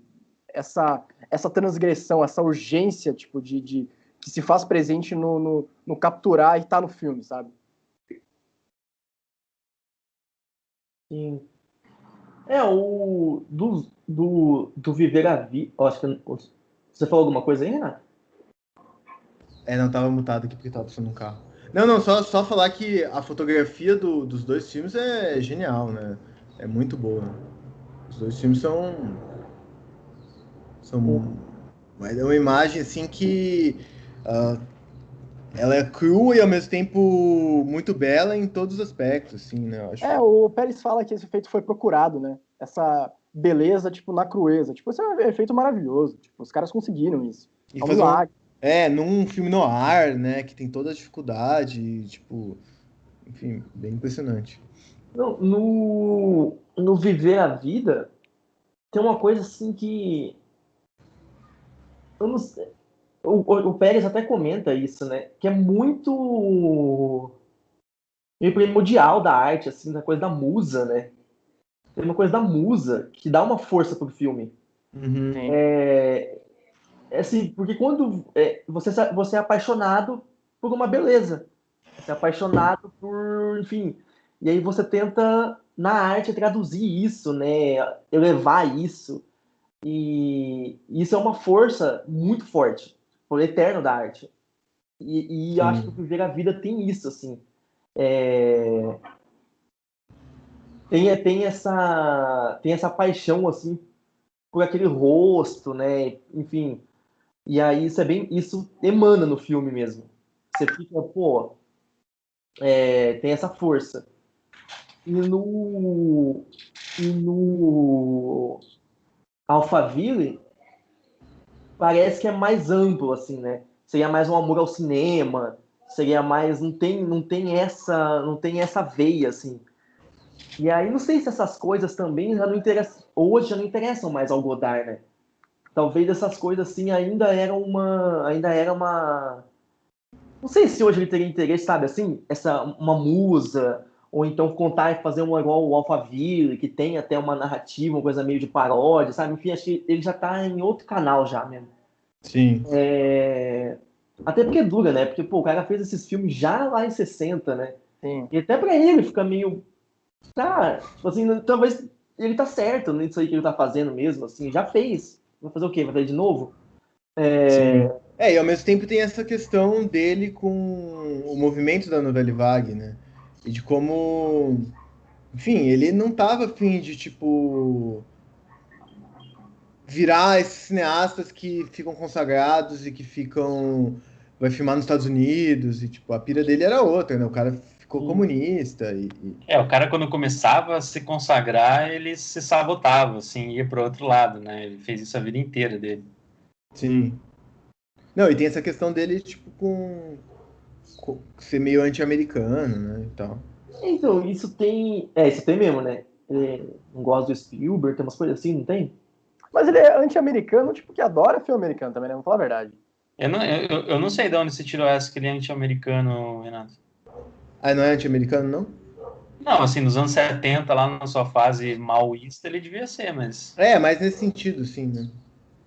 Então, isso eu acho que é uma coisa, assim, que é... Aí, falando só de percepção, assim, né? Isso é duro também, né? A gente tem que ser honesto, né? Tem que assistir os Godard também, né? Pô, eu vi só o Alphaville, eu vi só o Viver a Tem Vida. filme, né? E aí você... Cara, Puta, há vários Godards. O cara tem uma filmografia gigante, né? exato, é certeza. Assim, não, pera, sabe? Não é bem assim. Mas o Pérez, por outro lado, resumiu bastante pra gente. O Pérez Tem 3 fases dele. tem 3 fases. Cada fase tá em. Ele botou aqui 1,5 página. Você E lê, o Pérez viu os filmes tudo. o Pérez viu os filmes, então qualquer coisa eu tô falando aqui do Pérez. Sim. Cara, tem muito filme. Mas assim, isso é uma coisa que ele tinha falado do Kiarostami lá. Esses filmes do Godard também dão um medo, assim, no sentido assim, o bicho é pagão ao extremo. Você entra numa crise existencial você ficar vendo Godard, assim. Porque ele até cita que o Pérez cita um Sartre aqui uma hora.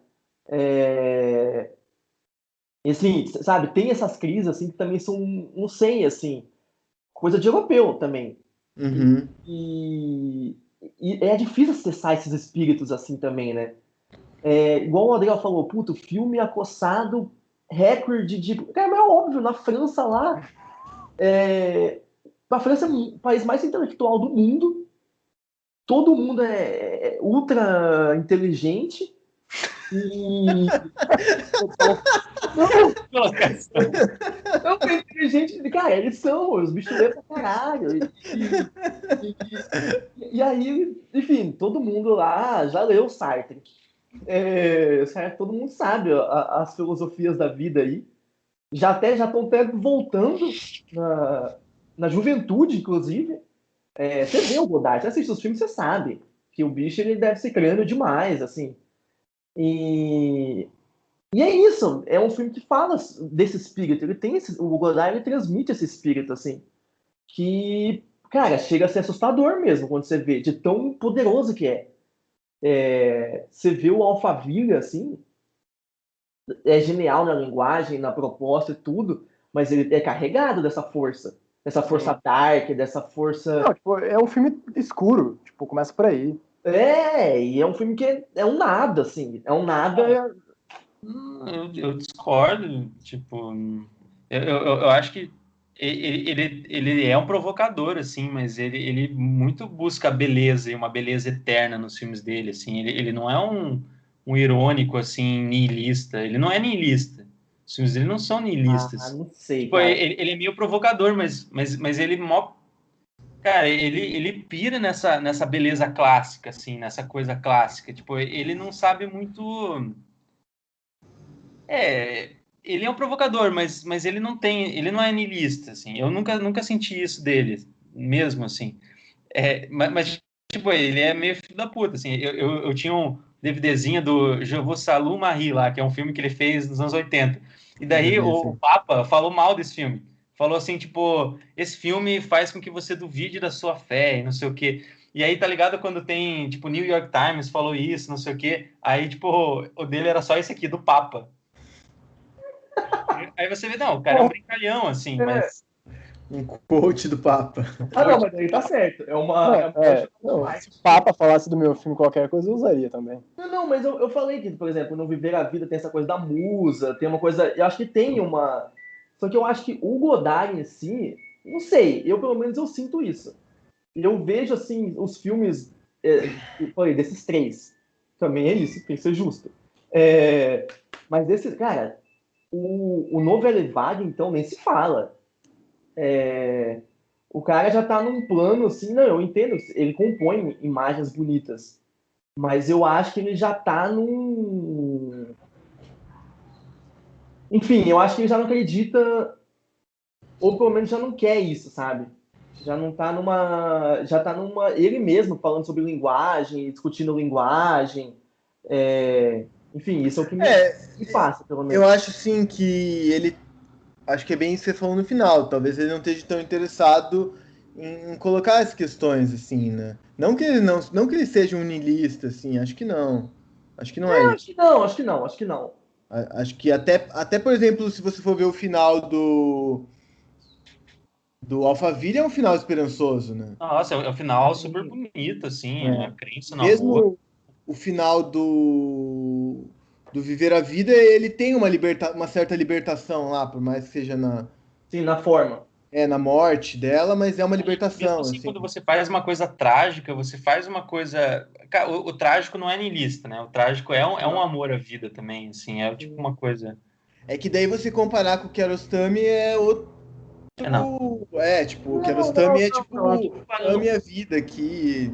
Eu tô comparando o cinema, eu tô comparando o espírito. Não, sim, o espírito, mas eu acho que, tipo, também não... É meio complicado comparar, porque qualquer coisa que compara com o Kiarostami fica esquisito, porque o Godard tá interessado mais nas questões da linguagem, assim, de como a linguagem reflete, e o Kiarostami tá interessado mais na vida, né? Então, tipo... Sim. Acho que fica meio desigual a comparação, né? Não sei. Sim. Mas é isso também, tá certo. Tipo, esses filmes contemporâneos, assim, o bicho entra lá naquelas basílicas de Roma lá e filma as obras lá daquelas obras clássicas da Renascença, só que ele faz no estilo dele, assim, nesse estilo quebrado, nesse estilo... Só que você vê que há uma reverência, assim, há uma coisa por essa grande beleza, assim, sabe? Essa coisa, essa beleza eterna, assim, né? Não sei se... Mas Só fazer um parênteses aqui rapidinho, só. Você quer falar no primeiro? Não, eu ia fazer a defesa. Eu ia tentar falar o que eu entendi que o Marçal falou. Ah, sim. Não, só falar um negócio rapidinho aqui. Só porque abriu agora o parênteses Kiarostami, eu tava lendo um livro sobre Kiarostami essa semana aí, e daí falando sobre a trajetória dele e tal, não sei o quê, como é que ele foi parar no cinema. E aí, de determinado momento, ele começou a trabalhar como se fosse um estúdio do governo de fazer filmes infantis, né? Vocês estão ligados disso? O Pérez fala isso, mano. Pérez fala. Então, e aí ele... Acho que se for ver, assim, as trajetórias, assim, né? Como um tava assim, não, nós somos a vanguarda aqui do cinema, da linguagem, e o outro veio de um outro caminho, assim, que ele foi fazer... O primeiro filme que fez sucesso dele é o Onde Fica a Casa do Meu Amigo, lá, que, enfim, buscava outra coisa, né? Então acho que são buscas diferentes também, né? Sim, não, com certeza. Não, você tem razão. Tipo assim, tem que ser justo na comparação também. Pode falar, Nando. Não, eu acho que mesmo talvez não entendendo tudo que o Marçal quis dizer, eu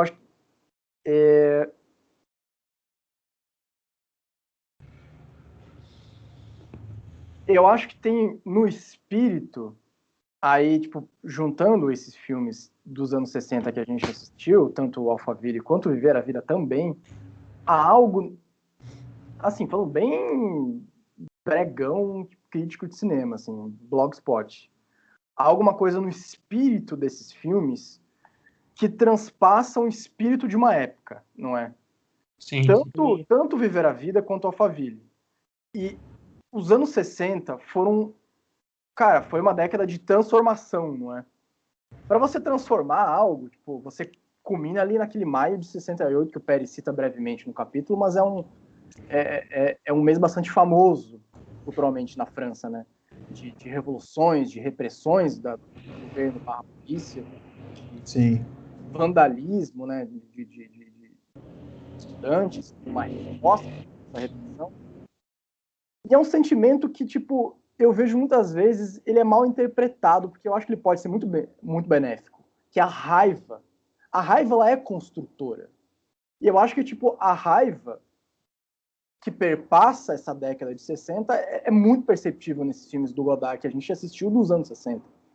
É uma raiva, tipo, de ir pra rua, de utilizar a luz natural, que a gente falou longamente aqui já, de se utilizar de meios que não são os meios convencionais. Eu acho que essa raiva está muito presente nos dois filmes. Talvez de modos distintos, no Viver a Vida e no Alphaville. Mas há muita raiva, uma raiva transformadora nos dois filmes, com certeza. Não, é que eu acho assim, no cinema ali do Godard, ali àquela altura, não tem como. Assim, cara, ele tem um vigor que é muito vida. Tipo, é o contrário de niilismo. Tipo assim, é muito, igual você falou, transformação, uma energia, uma vontade de filmar, sabe? Você percebe isso. Tem até uma paixão pelo cinema, de ver o cinema como uma arte do futuro, sabe? Que ali já é o presente, né? Que tem isso também. Agora eu vou fazer uma comparação esdrúxula, mas não é com o Kiarostami, não é com o Kiarostami. A gente viu, não tô comparando também aos cinemas, tá? Só pra você entender o que eu tô dizendo. O Eisenstein, por exemplo, tinha algo parecido nesse sentido. Sim. Entendeu? Na busca pela forma, na busca de uma sociedade que está fervilhando, ele se vê no olho do furacão, sabe? E ele vai colocar essas questões ali, e o cinema traduz isso, sabe? É um formalista, usando o termo do Moncarzel aí, são cineastas inventivos da forma. O que eu digo desse espírito é que da onde ele vem e dessa força que ele tem, que é inegável que esteja lá, o destino dele já está nessa semente também. Esse espírito que eu estou dizendo, entendeu? Enfim, da onde vai dar isso, cara, sabe? Eu acho que o próprio Godard, igual a gente fala, tem que ver os filmes também, né? Dos anos 70, já deve ter sido uma desilusão que ele teve em relação aos anos 60, sabe? E aí ele vai continuar nessa busca. Enfim, é nisso que eu tô dizendo, sabe? Não tô tirando o vigor, nem dizendo que ele é um nihilista nesse sentido, mas tô dizendo assim, cara, dessa Europa que tá se rodeando de civilização ali que não consegue mais. Enfim, e que é massa nesse sentido dessa juventude que tenta buscar novas formas, que vê no cinema um fôlego, mas que também já vai se desiludir, sabe? Não tô falando com o cinema, mas já vai se desiludir com tudo. Enfim, com os resultados políticos, sabe? Com a sociedade, mas que já tá ali também. É nisso que eu tô dizendo, sabe? Não é um... Enfim, vocês deu para entender, assim, o que eu quis dizer. E você falando assim do Eisenstein, né? Eu acho que isso também evoca que, não por acaso, ele, depois, em 68, foi participar do grupo de Ziga Vertov, né? Que era, assim, essencialmente bastiano, marxista, negando a autoria. E aí foi nesse caminho, assim, né? Acho que ele estava conectado com esse cinema russo também, né? Então, acho que não por acaso chama de Ziga Vertov, né? O grupo que ele, Sim, que ele foi participar, né? Então, acho que, enfim, existia essa energia que foi catalisada nesse sentido, né? sim. O André não concordou. Não, mentira, vai buscar o livro do Godard. Ah, você é o livro do... Ziga Vertov. Pior que eu ia perguntar pra Não, ele, ele vai buscar o DVD. pra mostrar. Não, pior que eu ia perguntar pra ele, que viu vários filmes de Godard, se ele já tinha assistido algum desse período aí, né? Tipo, do Ziga Vertov. O. Eu não vi nenhum. Não, mas assim, sendo justo, igual a gente falou isso do Eisenstein também. É difícil você. Cara, não dá pra você. É isso, cara. Quem tava ali naquela época, é isso aí mesmo. Sabe? O Godard estando ali em 60, sabe? Você acha que o Eisenstein ele estando lá no Não, e começo do século. o Pérez fala isso bizarramente, bem brevemente também, ele fala isso do Peckinpah no capítulo do Faroeste. Fala, não, esse cara pegou um gênero que é essencialmente americano, que já existia desde há muito tempo, para falar de uma violência que não é mais a violência do Faroeste clássico, é uma violência já da Guerra do Vietnã, também é nos anos 60, fins de anos 60, mas anos 60 também. Enfim, esse período de tempo, tipo, invade, né, tipo, a tela desses filmes. Sim. Quem viveu aquela época fala que os anos 60 foram um ano de esperança que já foram quebrados e os anos 70 um ano de desilusão. Assim. Geração hippie, né? Porque quando você deposita sua fé nisso, você vai quebrar a cara, é óbvio. Pra cá. Não é uma. Porque foi uma coisa ali permeada de utopia, né? Que nem o Renato falou, né? Essas comunidades hippies e tal, isso estava no ar, né? E aí elas terminaram com Charles Manson, né? A galera foi tipo uma paulada na cabeça muito forte, assim. Então, isso tem vários tipos de filmes e histórias que tratam disso, né? Tem aquele Vício Inerente, que é o filme do Paul Thomas Anderson, que é o livro do Thomas Pynchon, que ele fala... Tem um momento no livro que o cara fala, bicho, não sei por que a galera odeia os hippies. Tipo, a gente só queria, tipo, fumar nossa maconha aqui, tipo, ficar de boa na praia. Aí veio o Charles Manson, um filho da puta, e acabou com tudo, entendeu? É um livro que uma história que já se passa, tipo, em 71, pós aquilo. E o Pérez, ele faz uma espécie de... Ele faz um elogio, né, aos anos 60, quando ele trata, se não me engano, quando ele começa a falar do Truffaut, ele vai citar dois críticos. Um é um cara que chama Julian Barnes, é um inglês, e outro é um americano. Esse Julian Barnes, ele é um romancista pós-moderno, não por coincidência. E ele fala, não, tipo, esse Godard dos anos 60, ele até fala, não, quando ele usava essas calças aí, tipo, tinha essas calças dos anos 60, tipo, como se a estética dos seus filmes fosse tipo uma estética de um período de tempo também. Uma coisa que fadada ao fracasso, que não foi duradoura e que se perdeu, obviamente. Não, tipo, o Pérez fala que tem uma espécie de, não sei se é inveja que ele fala, mas ciúmes de um tempo que se perdeu, que os anos 60 foram bons, de fato. Foi um caldeirão muito efervescente de ideias, de estética. E ele faz essa defesa, né? Sim. Ele até diz que quem é contra é porque não... Perdeu a festa. Porque perdeu a festa. Não, ele faz uma elegia dos anos 60 no sentido...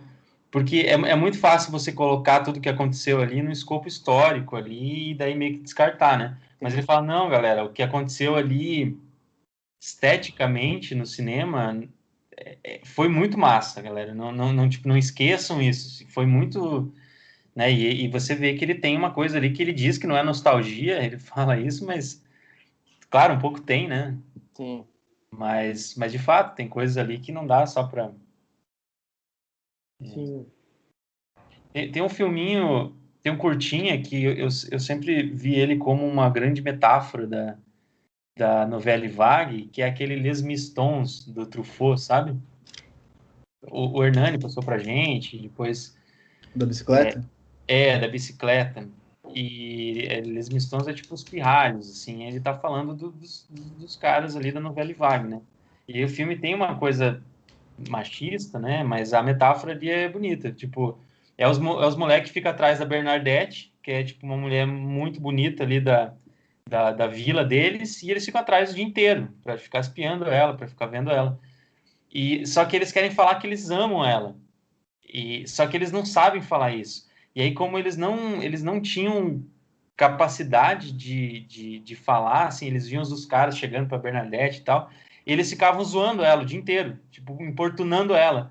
E aí você vê muito como... E aí o filme deixa claro, assim, que é a mesma relação dos cineastas com um grande cinema, assim, sabe? Como se a Bernadette fosse um filme do John Ford, assim.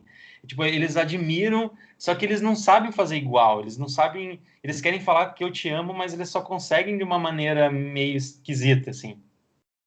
Eu acho bem massa. Assim. Não, é interessante mesmo. É. Não, é como se fosse até... É uma forma de amor também. Meio torta, mas é também. Tipo, é o que eles sabiam, os moleques é o que eles sabiam. É. Não, isso é massa. É porque você pega no... Mas isso assim, eu tô falando já, mas já não é mais no sentido de comparar um com o outro. Porque aí eu tenho que concordar mesmo com vocês e com o Moca, não precisa falar mal de um para falar bem de outro. Mas o Renoir é interessante também nesse sentido, né? De como o Renoir estava misturado nesse mundo aí também. E ele conseguiu escapar para fazer um filme na Índia.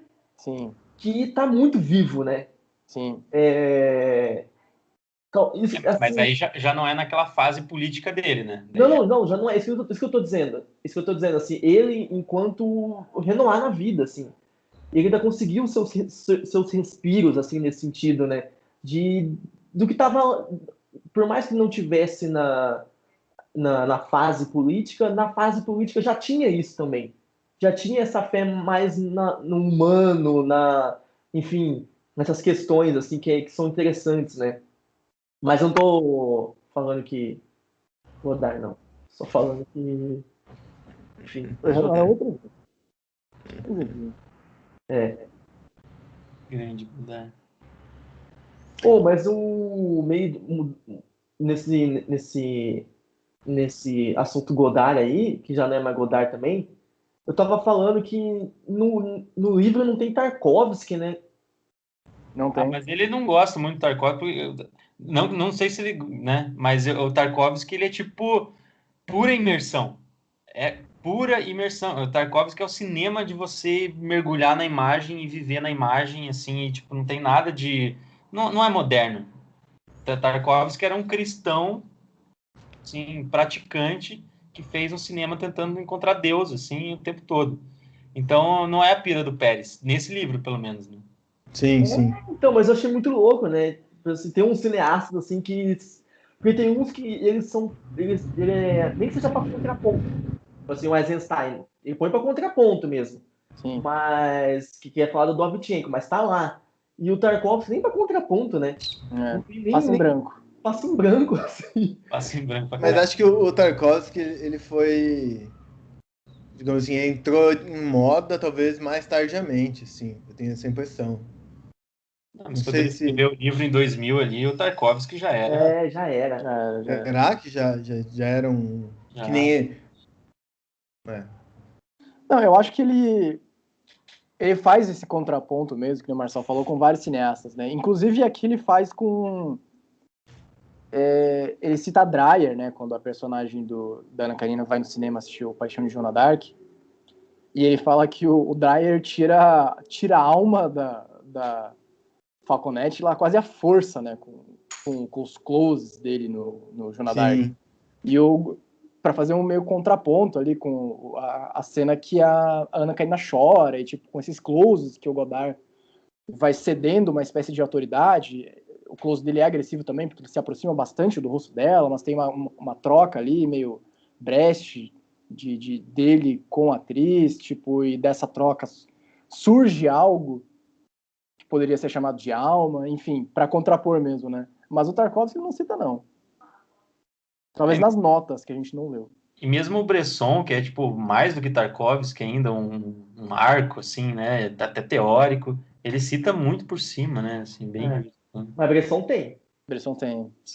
Bresson, se meter um Ctrl F, vai aparecer uns par de vezes, assim.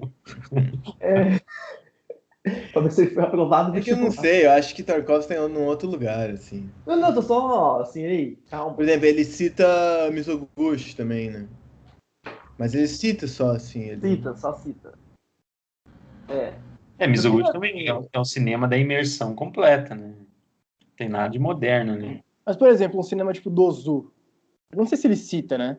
O Ozu também é um cara que não cita, né? Não, ele cita. Ele cita? Não cita Ozu.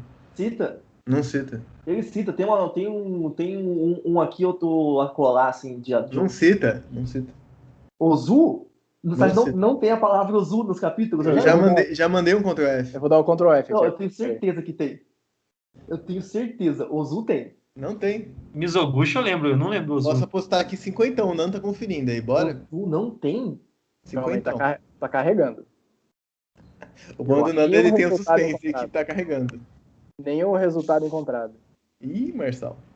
Escreve Material Ghost, só pra ver se tá funcionando. Vamos assim, ler o livro e pesquisar um pouquinho melhor?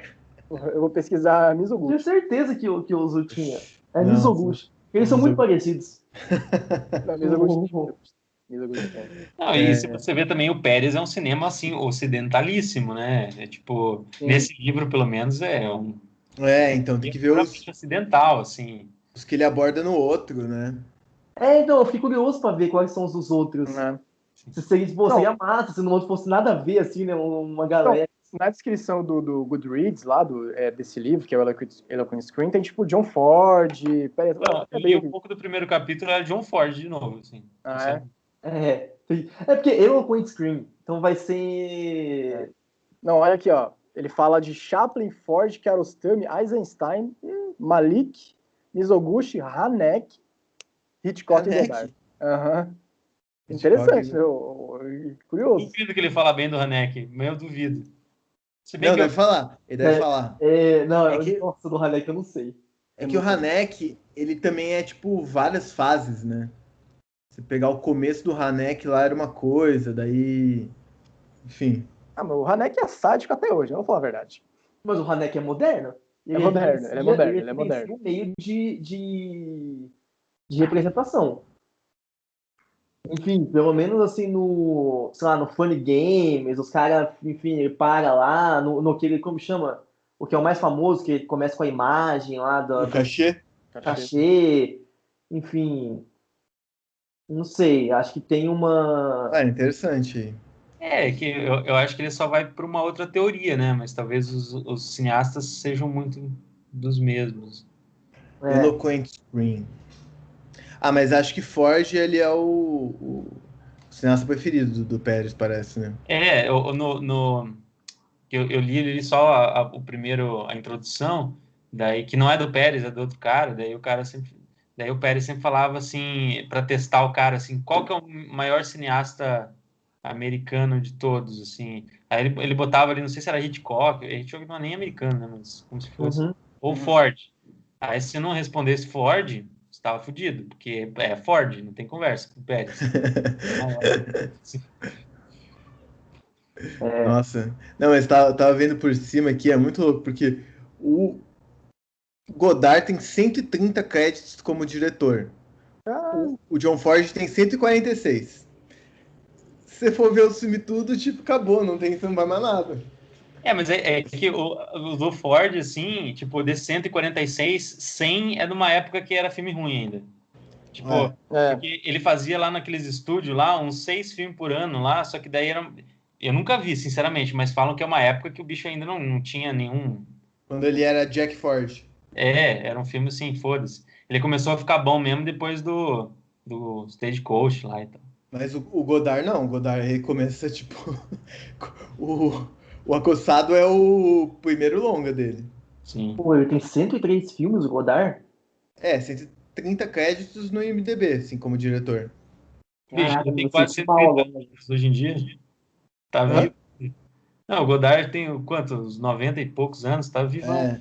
Não, mas 90. mesmo você começando agora, você não pega, não, bicho. Não pega, não pega. Você faz 130, Não, já tá com uns 10 aí. o Mocarzel tá uma toada boa, né? Mas O agora. Mocarzel chega. O Mocarzel tá numa pegada boa, meu. Ele vai alcançar. Mas não dá. Pura, velho, 130? Pô, quem deve ter bastante também é o Hitchcock, né? O Hitchcock deve. Mas Só enfim. Mas é porque o Godard fez muito curtinha também, né? O bicho ficava lá moscando ali e pegava a remareta dele ali e fazia curtinha. Ele é o operador da câmera digital, né? Ele Sim, foi muito pra esse lado também. Quando que é esse último longa dele? É o último que você falou, Adri? O Adeus à Linguagem? Não, a Deus da Linguagem é o 3D dele, né? Que é bonito pra caralho, assim, é tipo muito bonito. É de Tem vários 2014. O último dele se chama O Livro da Imagem, que não é tão bom, assim, é como se fosse um Adeus você da assistiu? Linguagem menos bom. Tava no Netflix, inclusive. Ó, Então, eu lembro disso. Tá. Eu achei que era o outro. Tá na Netflix? Tá no Netflix, é bom.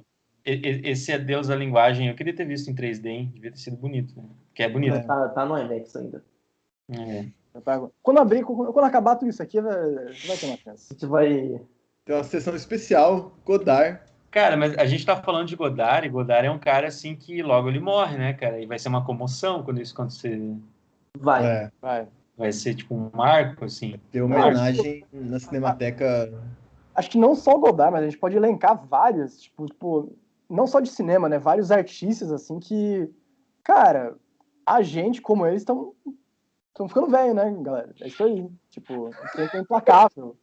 Não, mas ainda não. Ainda tem um showzinho. Não, a gente tá jovem. Não. Enquanto a gente envelhece, tipo, esses artistas que, sei lá, tipo, a gente começou a acompanhar 10 anos atrás, 15 anos atrás, quando tava, tipo, jovem, entrando na faculdade, já estão entrando numa idade meio, né? Ah, eles vão morrer já. John Ford, Godard, já estão tudo com 90. Já estão tudo com 90. O foda foi o Kiarostami morrer cedo. Kiarostami, né? Kiarostami podia ter vivido mais. Maldito câncer. Ele não morreu tão velho, não, né? Não. Ele era mais velho do que eu pensava que ele era, porque o bicho era... A lá Renata era um cara conservadíssimo. 76, parece. Ele tinha 76, mas ele não parecia. Olhando assim, você dava... Mas é louco, porque os filmes dele, assim, dá pra você ver que é filme de uma pessoa de idade, assim. Não de idade velha, mas, tipo assim, 45, 50. Nenhum filme dele que eu vi foi, nossa, um filme de um jovem. Pô, mas ele é bicho sábio desde o começo, cara. Aquele primeiro filme dele lá do moleque indo assistir o jogo de futebol, não sei se vocês já viram. Qual que é esse? Porra, é sábio pra caralho aquele filme lá, velho. Tem um final que eu não vou estragar pra vocês aí, mas é muito bonito, velho. Muito bonito. Então, tem isso também. Então, a gente vai falar mais uma coisa do Godard aqui, como é que vai ser? Eu já falei tudo que eu tinha pra Tá falar. bom, acho que Godard deu. Então vamos... Obrigado aí quem nos acompanhou. Já deu, gente. Obrigado, Godard. Obrigado, Godard. Podemos parar a chamada, então.